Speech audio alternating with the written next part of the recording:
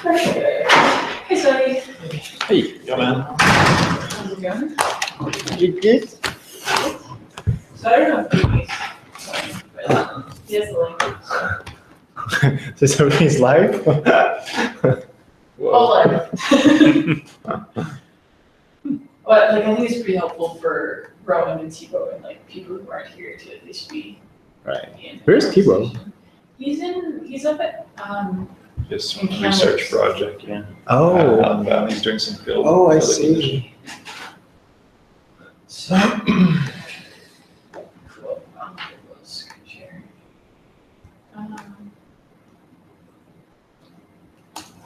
Never used it before. It's pretty slick. Yeah. Like Yeah, I've been capturing all of Doug's lectures using that. nice. And it's great because I can flip back and forth between like his slides and him. So, Yeah. because like you can't actually video capture the slides. Yeah. No, and does it stay up then, or how does it work when you do this? I mean, I guess a Hangout is just live and then it's gone afterwards, right? No, it's captured on YouTube. So, you live stream it straight to YouTube and then turn it into Oh. What you watching? No, it's just looking at the. Well, there's a picture of Dom. I don't know what he's watching. No, it's last group meeting. Last meeting. Oh. The 10th. That's Yeah, so about it. Oh. So everything's live. Okay. Awesome. Do you use anything specific to capture? Is that part of Hangout or? It's part of YouTube. So it's like Google Hangouts on air through YouTube. So if you do this, basically. Hangout on air with YouTube Live. Okay, Yeah. awesome. So Someone Pretty did slick. the hard work for us.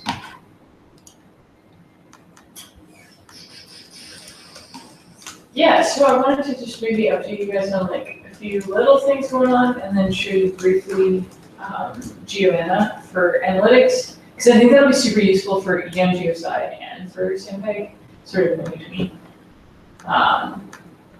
Goody's been working hard on MT, so that's what these guys are, these pull requests. So he's been refactoring all of MT to now be like the NSEM. So now MT is basically specifically the receiver type. So the natural source, what distinguishes the natural source is you have two polarizations. So you always have two sources, plane wave sources. And then the difference between MT versus TIP or whatever is all just in your receivers. Mhm. Yeah, so we're gonna try and get that in hopefully by the end of the week. There's been a few updates to Travis. So hopefully it'll stabilize a little more. The link check that I had in the docs was just like super finicky. So I looked into that and you can actually tune it a little bit. So I was timing out too quickly. Huh? yeah, it's timing out too early. So it now will try pinging a site 3 times Okay. and it'll wait for like much longer. That's good. So we can do that in GPG and EM too. So Yeah, that's a good idea. Because sometimes it stops and you know the link is good. It's just like, hey, refresh. There's an explicit link check ignore. So in conf.py, it might not be in this one. Yeah, you have it there. If we do,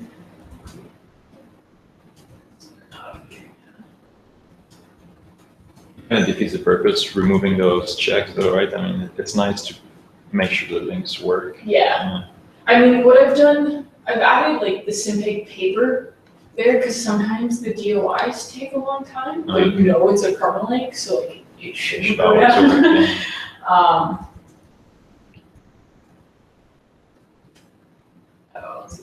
Yeah. So, anyways, those can be added if you're like quite certain, but it's finicky. Okay. So that's that. One thing to note too, if you are pushing a lot of stuff, like Travis takes like an hour and a half to run a test, On SimPEG. or run a suite of tests. Yeah. Well, integrated time. It takes about half an hour per test.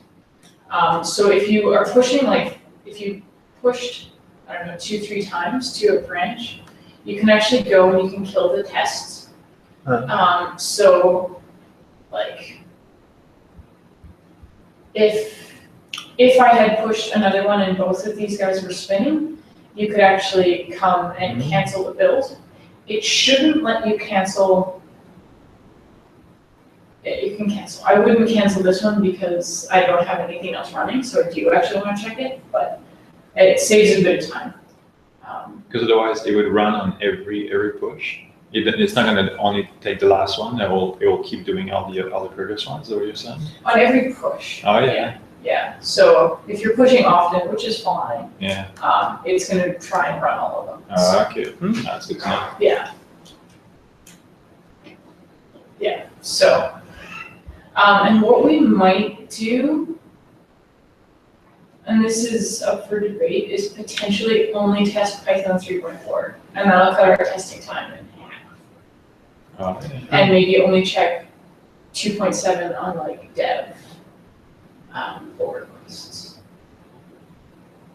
Yeah, it just means we need all to update to 3. But you can still, everything should be backwards compatible, but yeah, errors like import warnings and stuff like that will be different. So Yeah, well, that makes sense. We need to move on to 3.4. Yeah. yeah. So, it's that's the standard. Okay, that sounds good. And with that, one of the things I'm working on doing right now is cleaning up the example from the paper, the EAT paper. It's a casing one, rather involved, but we've got the results stored up on Google App Engine. Yeah. So I'm trying to do like how you've done the tutorials. But what I would like to see happen is that we have all of the code to rerun, and we have the stored results. So for most of the cases, we'll just plot the stored results. Yeah. But I would actually on like larger pull requests on the dev, from dev to master, I would like to actually rerun and check that we haven't destroyed the results. Right. So. Oh, really? Yeah. There's a special case only for that dev to master. Yeah, you can configure it to do that.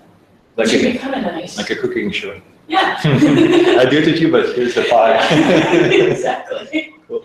We still know how to make pie. Yeah. Yeah. And because you can configure Travis to like give you longer to not time out, because right now it times out if there's nothing printed after 10 minutes, which makes sense because like You're hanging. generally that means something's wrong. Mhm. But if we know that, I don't know, because this example will probably take half an hour to run or so, nothing's gonna be printing. So that's that.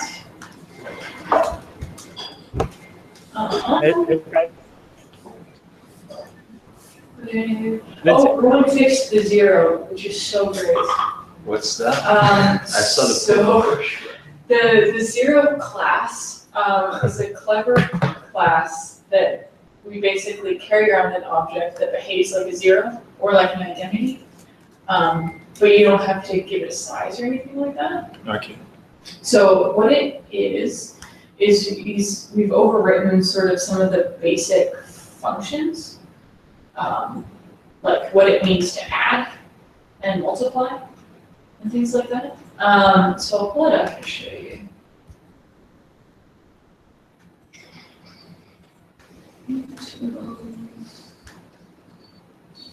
I believe it's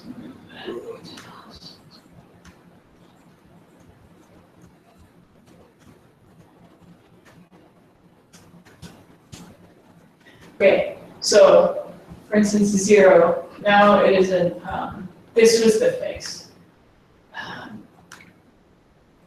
So basically what we've done is overridden all of like the basic functions. So to add b to 0, we just return b. So, Why this? because it's actually handy when you're doing sensitivities. And you know that, for instance, like I use it everywhere in the EM code. It's because you do know in some cases that the derivative is just 0. And I don't care to create the sparse matrix that's the right size. Like I just want to see it. It's more like for abstraction, I think, because like you have a really abstract equations, general equation, but depending upon your specific problem or specific setup, some terms are 0, so you don't care.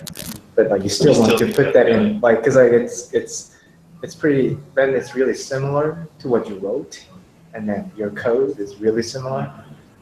Yeah, it took a while for me to figure out like why would you do this, but once you kind of get the point, it's actually. So like in the EM fields, so this guy is, for instance, field B. The B derivative with respect to the model is 0. And you still want to sit in your equations. Yeah, because so this is only one type of fields object, but then the base class is always going to call, like, give me meter event. And so I always want to get something back, even if it's gotcha. easier. So it's easier to do that than return a none, and because if you do none, then you have to have it Checks everywhere. Yeah. It's just So not all your EM codes are always going to call the same elements, but just return 0 to 0. Yeah. Gotcha. And then same idea, there's an identity as well. So sometimes just for like readability, this is actually like contributing to the derivative, but there's no need to form it. It's just more for reading. And here it's not going to create a sparse identity matrix. It's still going to be a row. So it doesn't actually do anything. It just is so that you read that like we kept track of the identity, but the identity class, when you multiply by it, just hands you back. that vector. So, yeah. So the issue before was that if Yeah, what was fixed? so he added the NumPy ufunc. Yeah. So the issue before was that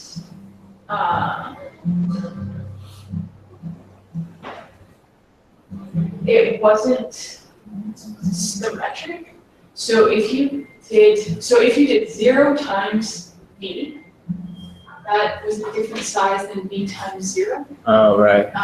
So, because what NumPy would do is like go in and multiply each element by 0, so you get an array of zeros back. If you did v times 0, but then if you did 0 times b, you would just get a 0 object. So it's in or out of product. Yeah. Yeah. Okay. So now that's fixed. 0 times b is the same as v times 0. You just get back a 0 object. So. It doesn't transpose fully under the.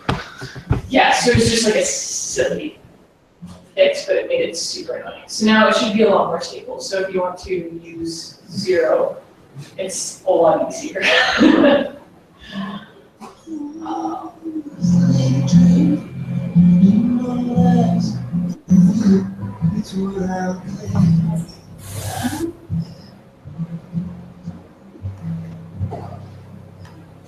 So pull request, no, those are just, what exactly is that actually? Because you have issues up there as well. I thought that was issues. So pull requests are like suggested changes to the code, basically. Yeah, okay. So we have a master going along, which like should be stable and never break. Yeah. And then these are developments that you want to operate. And all the ones with the cross, those are the ones that does not build or checks? Yeah, there's some sort of check that's failing. Yeah, okay. So in this case, for instance, like Travis is failing, so there's tests that are failing. Yeah. Okay. Some of the other ones you can get. So this is sort of like the Travis is like our basics suite of things. And then if you look, Dev does a little bit more. So it's going to look at, so there's 6. So it looks also at code coverage. So what this guy does is it actually looks at your entire code base and shows how much is tested. So when it's a cast, it basically means that we didn't reduce coverage. So we're still at like 76% total coverage. No test, right? Test that we wrote. Yeah. It's a pretty slick site. Have you guys checked it out?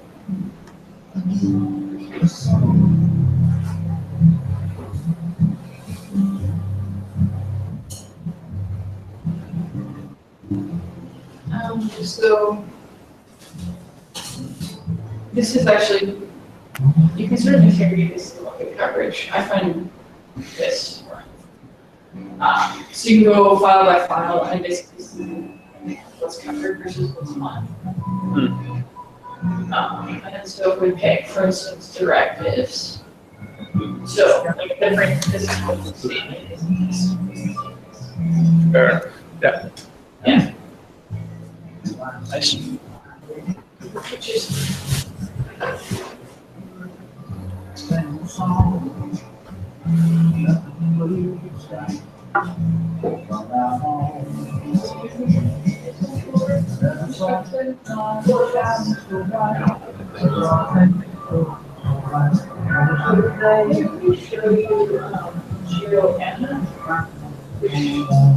the paper we're going to try and put mostly analytic functions.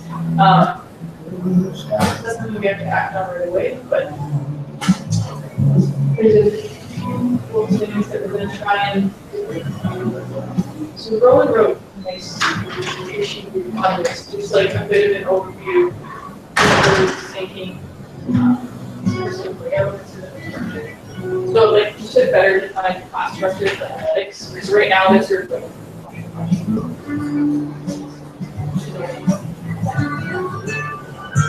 one of the dependencies we're going to try and build in block, which is a 3-point library that's basically built on top of, well, not really, I use Jupyter traitlets.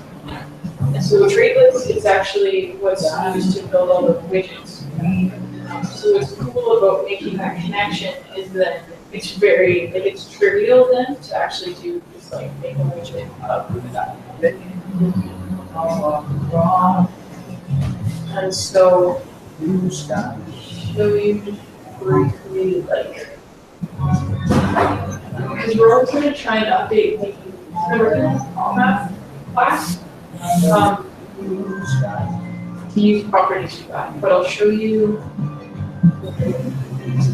Days all gone, less than the blue sky.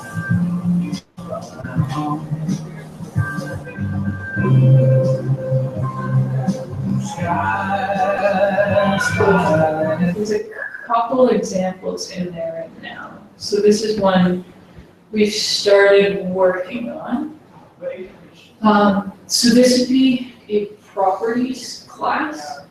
So for EM, for instance, we have mu, which is a property, and we know it's a float. This is what it is, magnetic permeability, maybe I can just it has a default value and it has a minimum.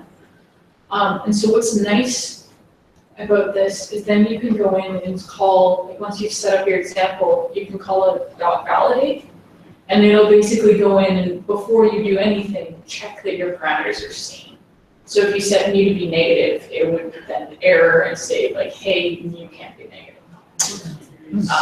And so we can do the same idea in SimPEG, which is super exciting for inversions because you can first do a like .validate and make sure that everything you're putting in makes sense. Especially for stuff like parametric models where like, I don't know, for the casing one that I was doing, there were certain ones that, certain parameters that I knew had to be positive or like within a certain range. And you can just check that you've like not screwed that up before spending hours of coding. Okay. So, it also does clever things like with vectors can translate between like x, and this will also then be like 1, 0, 0. Because I want to tell it x, but when you're actually working with it in the code, you don't want to do that. So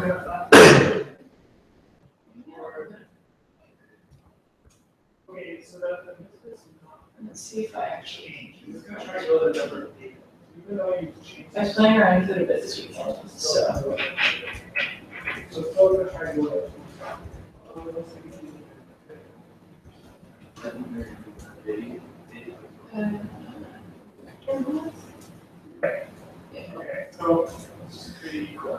Okay, so if we, I'll just pull up this guy.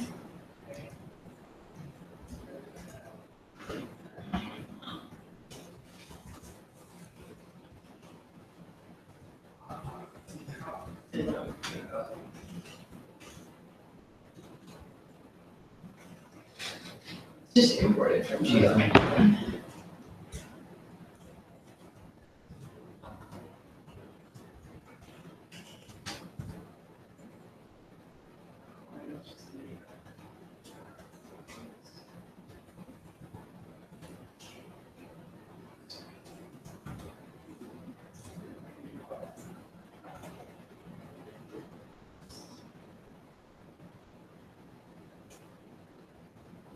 So if I do,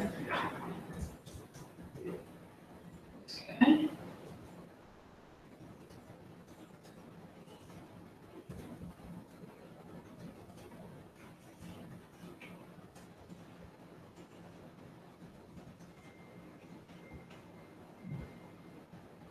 Let's see what's on. Oh,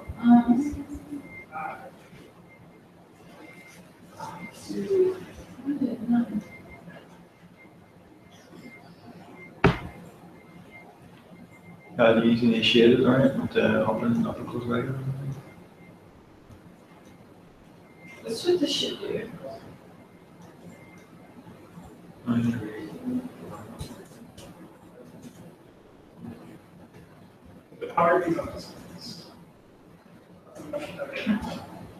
Okay, let me do, instead of that, let's actually just then.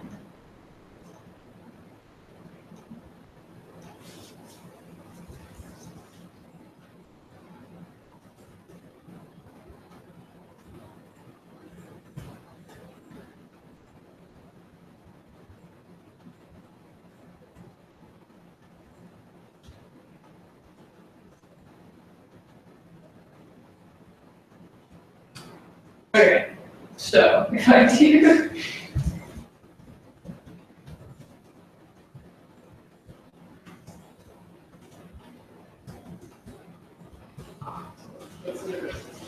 Oh, this still be done, huh?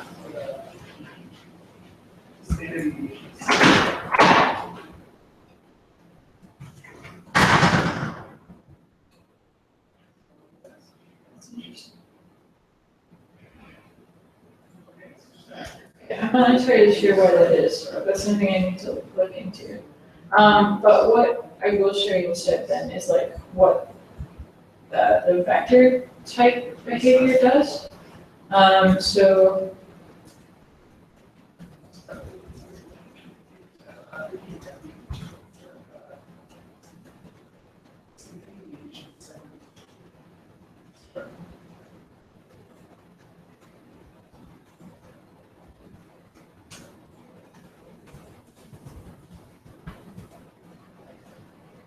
okay, so it has a few properties with it. So we can look at its default, for instance, is X. I think if we do.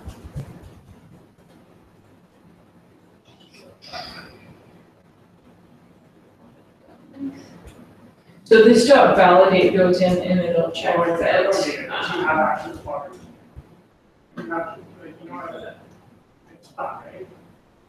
You know, it's error line is great. Interesting.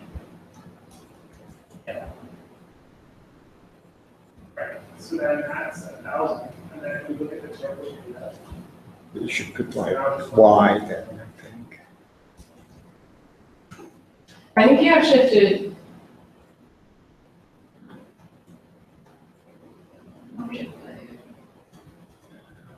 Still is an object. Yeah, What object do you need to I'm pass? not entirely sure.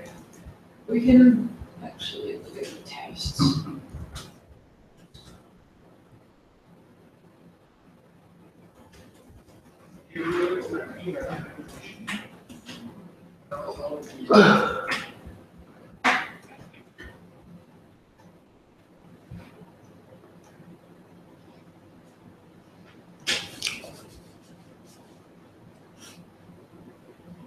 So first, like, when you look, like, I find that, like that, really hard to see because things are so long. It's hard to tell if there's an actual, like, regional circle.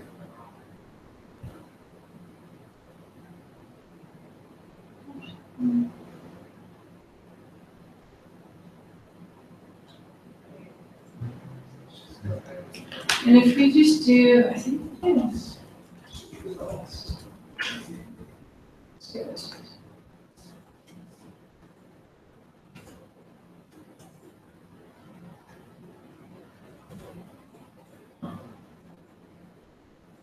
Great, I know some of this was helpful. I need to get Work in more familiar with progress. this. But anyways, it will let us do some stuff like building equations and things like that. And we can come up with a few more examples. I think there are some docs that are decent for explaining some of the intro stuff, but I haven't played with it enough to. And so the idea is that we're gonna have a bank of dipoles, monopoles, all that stuff to be able to test our code or build widgets. Yeah, exactly. That's all good. And so like, in terms of that, basically, like a magnetic dipole space takes the base magnetic dipole base again. And from that, we can compute vector potential, magnetic flux, and like all of those different pieces. Or can. One of the cool things that it was actually just like, we'll store the equation on there. So that's what this guy's doing. Just give you LaTeX of like what we're solving. That's cool. So Perfect. yeah, just a couple handy little things like that. Stop having to Google what the equation Yeah. of a dipole is. Hopefully it's the same as what you validated. Yeah, okay, that's so. Okay. Cool. Sounds good. And next time Yeah. I will look over properties and actually have decent thing to show you guys. Live demos are always. Yeah. Cool. Yeah. Anything else? Yeah. What do you guys have to say? I actually contact Andy. Seems like he wants to use some mixed boundary stuff. So yeah, just send it him some notebooks and where things are. And so I kind of finished. There's a repo PC inside and I put some testing stuff. So now if you want, I'm not sure where do you want that, but you can squeeze your domain and then assign the boundary conditions inside of your domain. So you can squeeze. So basically, for example, the DEM stuff. Yeah. So now you can remove all the air cells, and then you can only solve the inside of the problem, and then assign the boundary condition on your actual boundaries. And what are you using to for your mix? What are you using to set the values on your boundary conditions? Oh, Is that so analytical? this one I haven't quite used the mixed boundary condition, but like the implementation is mixed boundary conditions. So you need to set that as like Dirichlet or Neumann. So if you change certain variables, and you can set that up. It's not quite well commented or documented, but like machinery is sort of done. At least one test, so it's okay. I'm not exactly sure how much work that I'm going to put, but I got working example. So if someone needs it, one could use it. Where do you put it right now? It's a BC inside, and then I put the test in the mesh probably. Alright, it's probably failing now. Yeah, BCI and BC inside. If you go to test.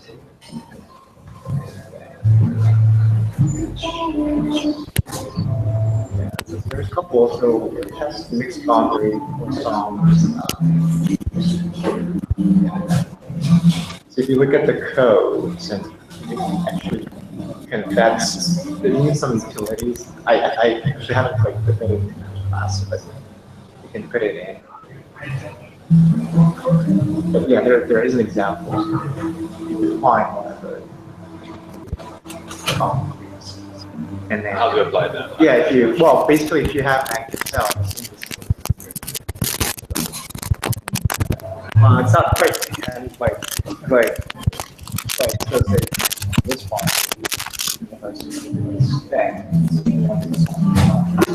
kind of like it's probably nice to have some utility codes that you can easily assign. That's not quite easy at this point. You're ready to do diligence, so doing that, that's actually okay.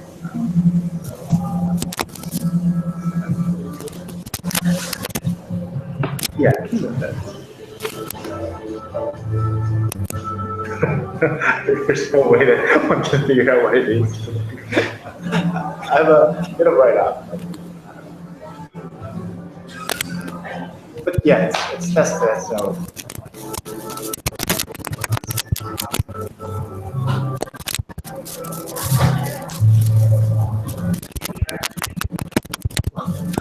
We'll see how Randy or other guys. Works for him. Do you want to start a pull request on that and just sort of get it on the radar, perhaps? Yeah, so, well, that was more like kind of, that was the tool, like, that was my motivation. Yeah, so some of it, you should get into class.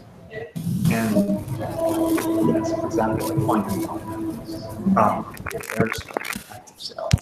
Yeah. And then sometimes you need to find what is in and out.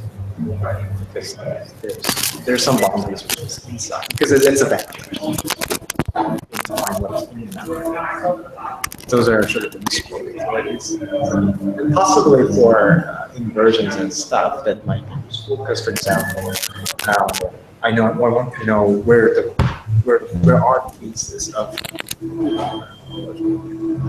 MN. Like there are a lot of implementation like.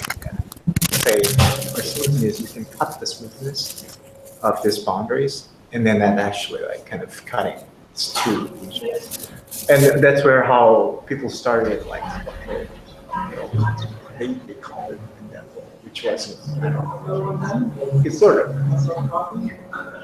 yeah, there's it's really pretty level. Yeah.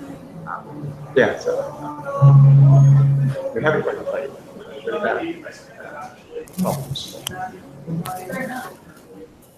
Oh, Goodness. Hey.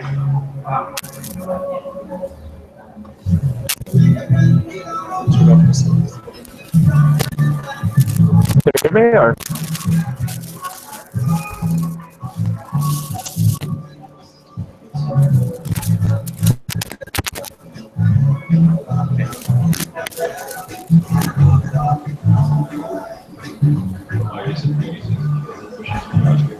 Oh, probably.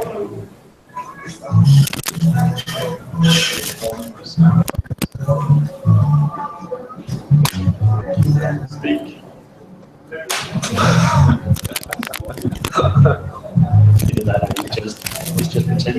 Yeah, exactly. Come on. You stay.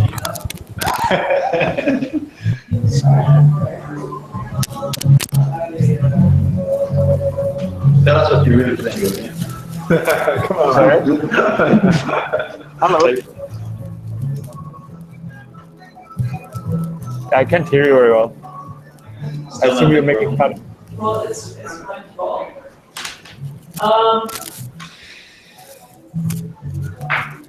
It's like, where did you hide your interpolation, your mesh interpolation again? And we talked about it.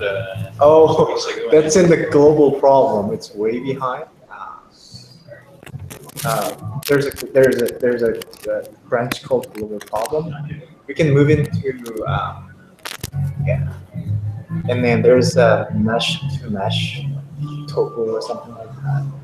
Because like current mesh to mesh, it's like actually using SimPEG interpolation, which could be really slow Yeah. for mesh to mesh. 2D should be really fine, but 3D is really slow. Can we use this now? Yeah. Sorry? Yeah. Yeah. Oh yeah, we got Perfect. Sorry about that. Okay. Okay. Okay. I never said hi earlier. We will keep asking. Come on, Gudni. Hey, none of us is 8. Yes. So can you actually go up and then go to global problem branch? Yeah. Can you share my screen with you? Sure. Yeah. So that I'm not sure. That's not probably gonna work at this point, but hopefully that's it. Yeah, I can catch up. Yeah. So go to global problem. It's probably far behind. Okay. Yeah. Still there. I guess. And then go to yeah, it's way behind. SimPEG. Just grab this. Yeah, maps. Yeah, we can just pull from that and then actually fix stuff. That's fine. If you go way down, there might be code mesh to mesh. Topo. Go down. Yeah, topo mesh to mesh topo. So what it does, it just interpolate inside of the mesh, like the below the subsurface, because like that mapping is deal with like because like you may not want to interpolate other cells. Oh, that's good. Yeah, and then I used what was KD tree to do that. Where is that? I think if you go down there, yeah, here. So create projection. So I was using just weighted average, which is fairly fast. And then I actually generate the P matrix. Yeah. So I think if you're not happy about the weighting matrix, like weighted average, what we need to switch is just that engines over there, and then actually generate the P matrix. So that's it. So sort of like the structure may not be changed too much, but that's where we go. So once we got that P matrix for every, like say you have 1,000 sources, you just need that P matrix for 100 meshes. For like you have one global mesh, and you have 1,000 local mesh. Then you're gonna have a 1,000 P matrices. That from global to not sure. Yeah, it's a global to local. That's where your physical property actually moves. So,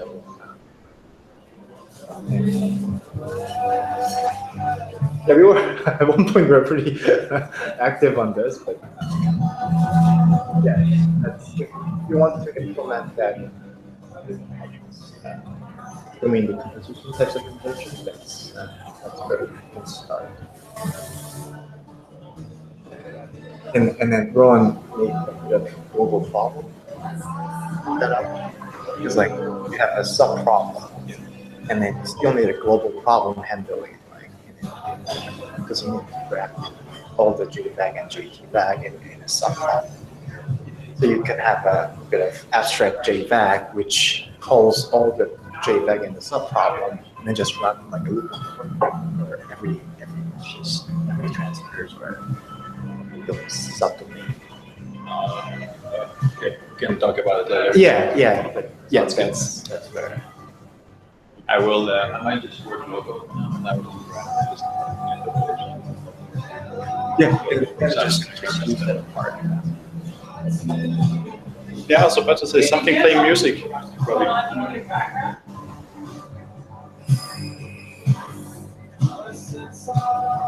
Oh, it seems like Britney's music. I thought it was feedback, but no, it's definitely structured. It's definitely my music. But in terms of the interpolation of kind of mesh to mesh, I mean, I have tons of functions that do that, all kinds of different ways. So it would be kind of nice to just make some space somewhere for them. But I mean, a lot of those are kind of not rigorously tested functions. Yeah. And the thing with the interpolation too, like what might work now won't necessarily work on the next mesh. At least that's my experience with the KD tree. Like I sometimes get artifacts on the KD tree, which I can't really explain.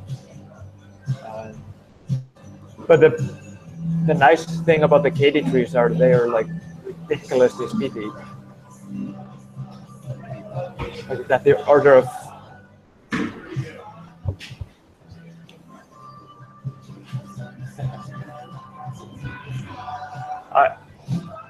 I'll see if I can move a little bit.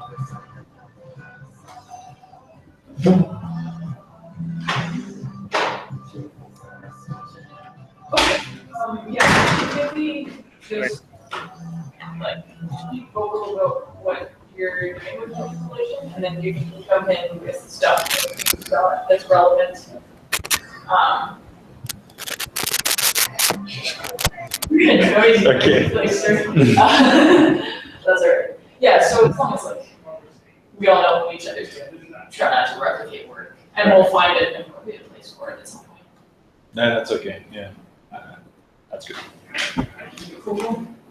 And your EM, it's go time. Your EM time domain. You have an example still working, right? The example Yes. that's in Yeah, there's one decent still example that's in there. It translates to a 3D as well, but it's like probably the simplest. Perfect. It is the EM.